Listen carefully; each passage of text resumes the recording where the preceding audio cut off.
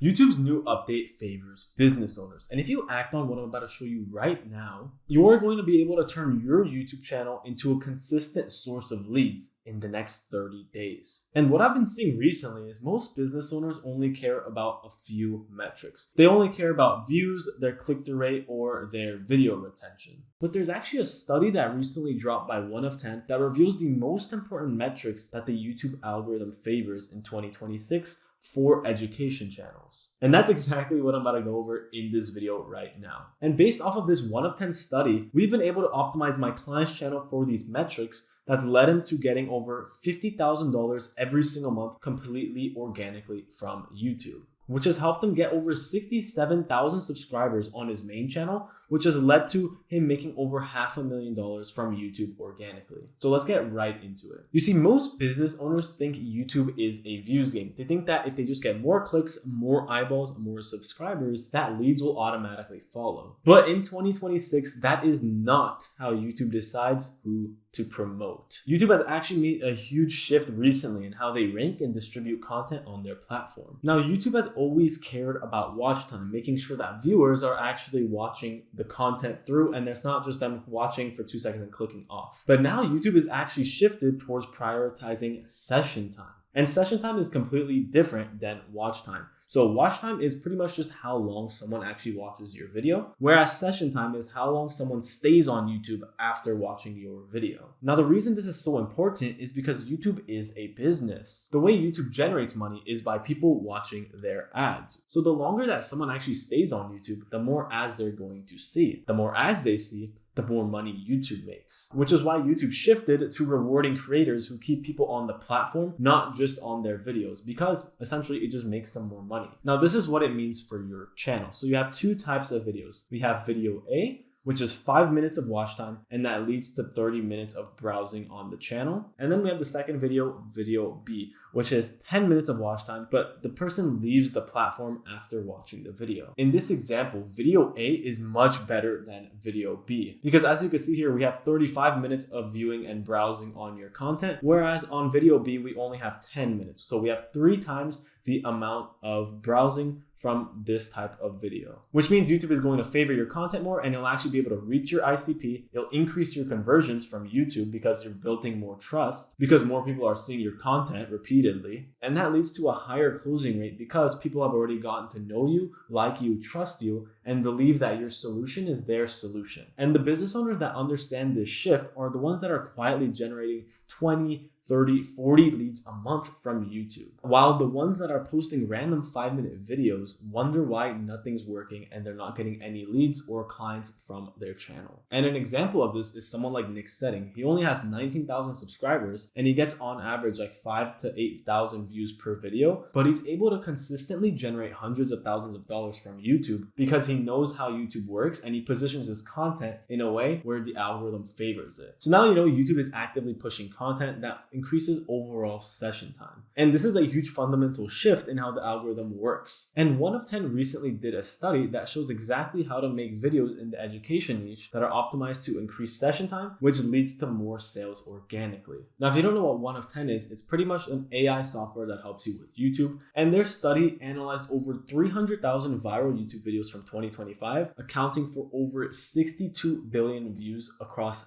52,000 channels. And they found something that most people in the business space are going to completely misread and misunderstand. So like we were talking about session time previously, one big thing that this study revealed is that longer content actually does better than shorter content on average in the business niche. So 52% of videos on YouTube are under 12 minutes long. And as you can see, the median views drastically increase in the 18 to 24 minutes long, which is the optimal video range. And that's the sweet spot. And for business owners, this is the best possible news you could receive because your content naturally runs this length because you're going over frameworks, you're breaking stuff down, you're making tutorials, and you're actually teaching an audience and educating them. And that can't be done in a super short amount amount of time. So it's pretty much the exact type of content that you're already qualified to make. And now that you understand how long you should make your videos, how should we actually package them? Because regardless of how long our videos are, if we do not package them correctly, they are not going to get in any views, and they're actually not going to bring in any qualified leads. Because regardless of how long your videos are, you'll never be able to get your target audience onto your channel and watching your content if you don't package your videos properly. And that brings us to titles. So titles are actually one of the most important parts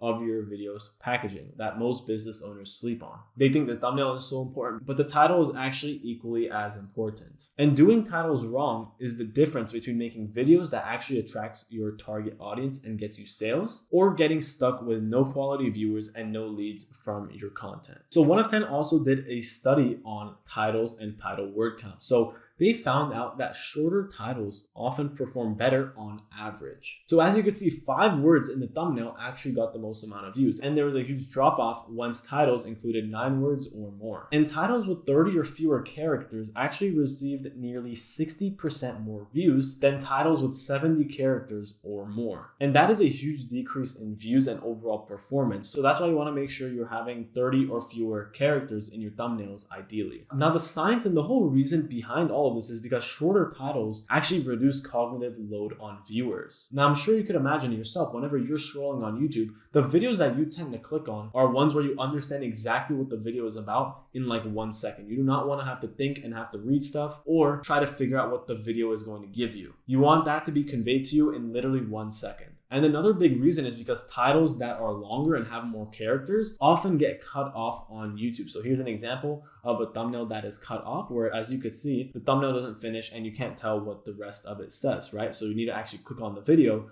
to see the full title. Whereas this video done by Jordan Welch, you can see the whole title whenever you're on the homepage very easily, and you know exactly what this video is about in 1 second. And if you're an agency owner, coach, consultant watching this right now, all of these metrics I'm going over right now, we actually optimize completely done for you, even posting the videos yourself. So if you want to create content on YouTube that actually gets you clients in the most time-effective way possible, click the first link in the description where you can book a completely free strategy call with me. Let's get right back to the rest of the video. But what emotion should your titles provoke? In this study, they actually found out that only 11% of titles are negative, but these negative titles actually did get 22% more views than positive titles. And this applies to both like educational videos and entertainment videos. So as you can see, for both cases, the negative titles often got more views. And if you think about it, it makes sense because the news uses negative connotations pretty much all day. Every single story on the news or what's trending in the world is always negative. It always invokes negative emotions. And as you can see for like the business news, for example, there is such a small amount of negative titles. So if you start having videos that have more negative titles, you will start getting more views on average than if you had positive outcomes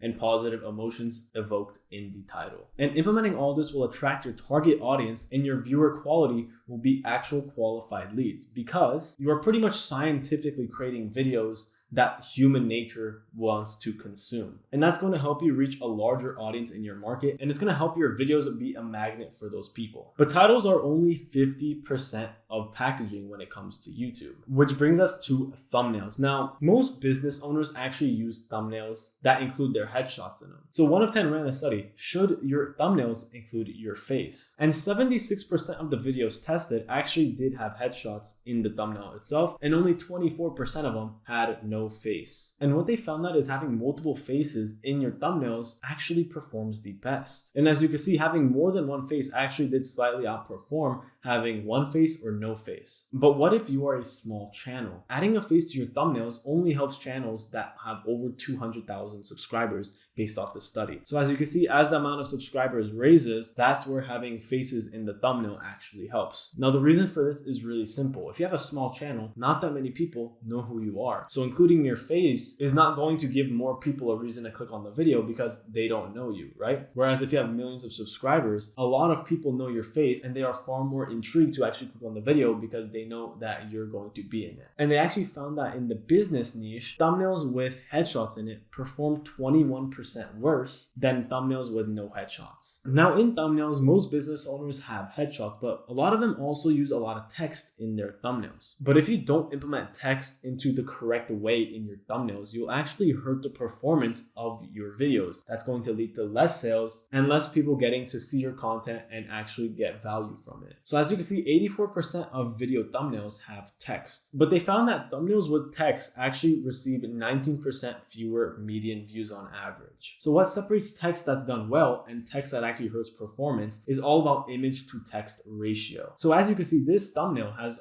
a 4% text ratio. So there's not a lot of text on screen and it's super easy to see. And as you can see, it performs a lot better than a thumbnail that has 50% text ratio. And as you can see, it's so hard to read this and you literally are never going to be able to read that and stop a scroll with this type of thumbnail. Someone on their homepage isn't going to just pause and start reading all of it. Whereas the text in this thumbnail actually adds to it because it implements more curiosity. And we also have to think about the text character count. So when using text in thumbnails, right, using fewer than 10 characters is going to be the most optimal. As you can see with thumbnails that have more than 10 characters, there's just a decline in views. And the reason for this is, like I said earlier, no one is going to pause and read long words or multiple words in thumbnails. You want to keep it super simple and super short so that a viewer can read it in literally half a second. But to make thumbnails that actually stand out on the homepage and to your target audience, you're going to need to have your color psychology dialed in. And if you don't, you are leaving thousands of dollars on the table because a majority of your niche will never click on your content because it won't appeal to them on the homepage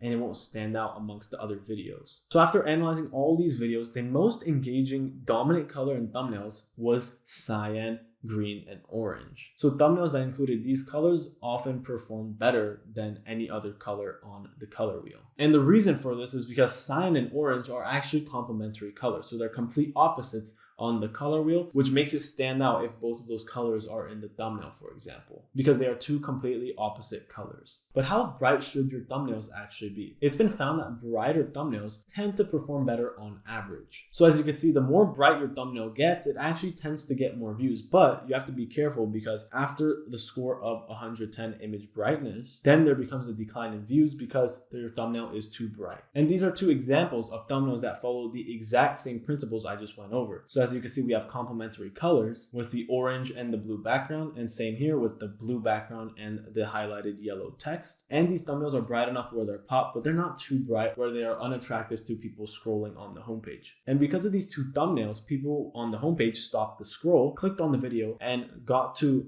learn some value from my client, which has led him to making thousands of dollars from videos like these. So that's the entire study breakdown broken down for business owners on YouTube. The common thread across it all was that packaging is the main problem in the business niche, not the content itself. And if you pair that with prioritizing, making sure that your session time is as high as possible, you will be able to make videos just like these, where they're only getting a few hundred to a few thousand views, and you'll be able to funnel those views down into thousands and thousands of dollars, just like my client did, because you're able to stop the scroll, you're able to drop value in your videos and increase session time, leading to more videos being seen by your audience, and then they get converted and book in a call with you. And now that you know what the main metrics you need to optimize your future videos are, you have to implement the YouTube sales funnel so they go down the funnel and get to book a call with you so you can turn them into high-paying clients for your offer. And that's actually why I created a full guide that breaks down pretty much everything that you need to know to go from $0 to $100,000 per month from YouTube